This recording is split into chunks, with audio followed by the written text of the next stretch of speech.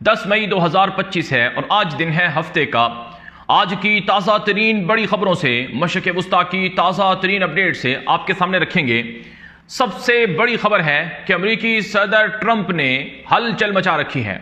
अमरीकी सदर ट्रंप की तरफ से ऐसे इक़दाम किए गए हैं कि जिससे खुद इसराइल परेशान हो चुके हैं।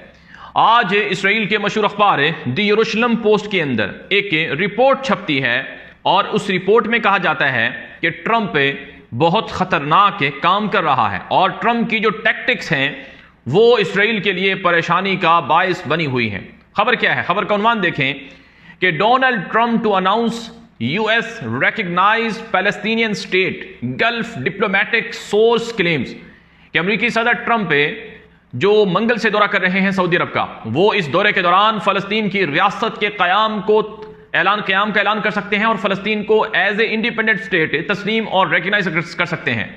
याद रहे, आज तक के 70-75 सालों में ना सिर्फ इसराइल ने बल्कि अमेरिका ने और उनके इत्तेहादियों ने फलस्तीन को बतौर रियासत नहीं माना है, लेकिन अब ट्रंप जो है वो फलस्तीन की रियासत को बतौर रियासत तस्लीम कर सकता है। ये इसराइली अखबार द यरूशलेम पोस्ट ने लिखा। उसने लिखा कि Saudi Arabia will host a gulf US summit in mid May during Trump's mid east visit, speculation over a major announcement on a Palestinian state and peaceful US-Saudi nuclear cooperation। ये ना सिर्फ है America का सदर Trump Saudi अरब को civil nuclear programme देने जा रहा है, बल्कि सऊदियों का दरीना मौक़िफ़ फ़लस्तीन की आज़ाद रियासत के क़याम को भी पूरा करने जा रहा है, जो इसराइल के लिए बहुत बुरी खबर है। यही नहीं, इसराइल के अखबार द यरूशलेम पोस्ट ने एक और खबर लगाई कि US open to dropping demand for Hamas disarmament pre ceasefire Arab media reports कि अमेरिका की तरफ से हमास के साथ सीज फायर डील के लिए जो उनको गैर मुसल्लह करने की, यानी उनसे हथियार लेने की, उनको हथियार फेंकने की जो शर्त थी, वो भी अमेरिका अब छोड़ रहा है और कहते हैं कि ठीक है वो हथियार बेशक न फेंके लेकिन डील करें सीज फायर की। रिपोर्ट में बताया गया है कि according to the reports US negotiators conveyed this position during recent conversations with Egyptian mediators कि हालिया मिस्र के अंदर होने वाले मुज़ाकराती राउंड में यह बात है अमरीकी ऑफिशियल ने कही है कि हम हमास से असला फेंकने की शर्त को ख़त्म कर सकते हैं, जो इसराइल के लिए एक बहुत बड़ी बात है। फिर एक ex Israeli ambassador to America है, यानी एक साबिक इसराइली जो सफ़ीर रहा है अमेरिका में, उसने कहा है कि Trump's disruptive tactics spurred Arab action on Gaza the Biden couldn't. उसने कहा कि जो ट्रंप की टैक्टिक्स हैं ये गजा के ऑपरेशन में वो नुकसान पहुंचा रही हैं जो बाइडन की हुकूमत भी नहीं कर सकी। और उसने कहा कि ईरान को जो न्यूक्लियर प्रोग्राम दे रहा है अमेरिका का सदर, चाहे वो सिविल न्यूक्लियर प्रोग्राम ही क्यों ना हो, ये भी इसराइल की एक तरह से बहुत बड़ी रुसवाई है। फिर यही नहीं, यदीयो तहरानो तबरानी ज़बान का इसराइली अखबार है, उसने रिपोर्ट लिखी कि Trump drops normalization demand for Saudi deal counts on questioner connection के अमरीकी सदर ट्रंप ने सऊदी अरब के लिए इसराइल को तस्लीम करने की जो शर्त थी वो ख़त्म कर दी है। क्योंकि जो अमेरिका का सदर ट्रंप का जो दामाद है जैरेड कुशनर, जो कि खुद एक ज्यूश है, यहूदी है, वो भी इस हवाले से रोल प्ले कर रहा है। रिपोर्ट से बताती हैं कि सऊदी अरब ने इतना पैसा ट्रंप को दे दिया है कि गोया अब जो ज्यूश लॉबीज थी, जो यहूदी अमेरिका के अंदर पैसे देते थे, फंडिंग करते थे, उनसे सऊदी अरब और बाकी अरब मुल्क के ज्यादा पैसा देने वाले बन गए हैं। और ट्रंप तो एक ताजर आदमी है, उसको जहां से ज्यादा मुनाफा होगा वो उसी का साथ देगा। यानी ये बातें कही जा रही हैं कि गोया अरबों ने अमेरिका को खरीद लिए है। और यह बात वाज़ेह है कि 600 अरब डॉलर से जायद की जो इन्वेस्टमेंट सऊदी अरब ने अमेरिका को देने की ऐलान की है, यह अब तक की तारीख की बहुत बड़ी इन्वेस्टमेंट है। यह गोया कि एक तरह से कर्जा ही हो गया अमेरिका को, और ट्रंप पैसों पर बड़ा खुश है। और इतने पैसे 600 अरब डॉलर इसराइल तो नहीं दे सकता है अमेरिका को, और उल्टा अमेरिका को देने पड़ते हैं इसराइल को। और ट्रंप पहले ही यूक्रेन को कह चुका है कि तुम्हें हमने 300 बिलियन डॉलर दिए हैं, तुम हमें वापस करो, वरना तुम अपनी मादरियात हमारे हवाले करो। और अब तक कोई 100 अरब डॉलर से जायद की मदद तो अमेरिका इसराइल को दे चुका है। तो बदले में इसराइल ने क्या दिया है अमेरिका को? तो अमेरिका इसराइल से वो चीजें मांगेगा। ट्रंप की तो आदत है, वो तो अगले से मुनाफा मांगता है, वो बिजनेसमैन है, वो कोई भी डील समझौता तब तक नहीं करता जब तक उसको फायदा ना हो। तो इसलिए बहुत परेशानी लाहिक हो चुकी है, और इसीलिए कहा जा रहा है कि ट्रंप ने छक्के छुड़ा रखे हैं और इसराइल की मौजूदा नेतन्याहू की हुकूमत के साथ ट्रंप के जो ताल्लुकात हैं वो इंतहाई ज्यादा मुतासर हो चुके हैं। और यहां तक कहा जा रहा है कि ट्रंप ने इस्राईली वज़ीर आज़म नेतन्याहू से राब्ते भी मुनक़ते कर लिए हैं और उन पर एतमाद नहीं कर रहे हैं। बहरहाल कुछ मजीद खबरें आपके सामने रखेंगे। बहुत बड़ी खबर है गजा से।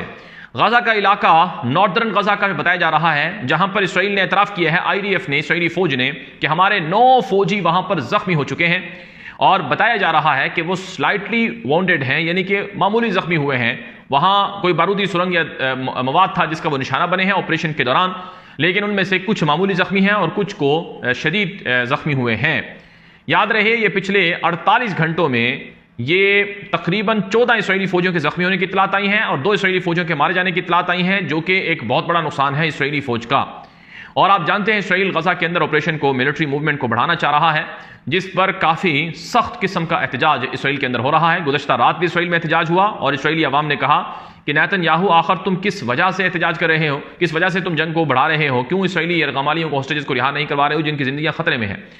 इसराइली मीडिया पर बताया गया है कि इसराइली वज़ीर आज़म और इसराइली खारजा उमूर की जो कमेटी का सरबराह है उसके घर के बाहर और इसराइली सदर के घर के बाहर और मुख्तलिफ ऑफिशियल्स के घर के बाहर एहतजाज हुआ है और इसराइली हॉस्टेजेस को, कैदियों को रिहा करवाने का मुतालबा किया गया है।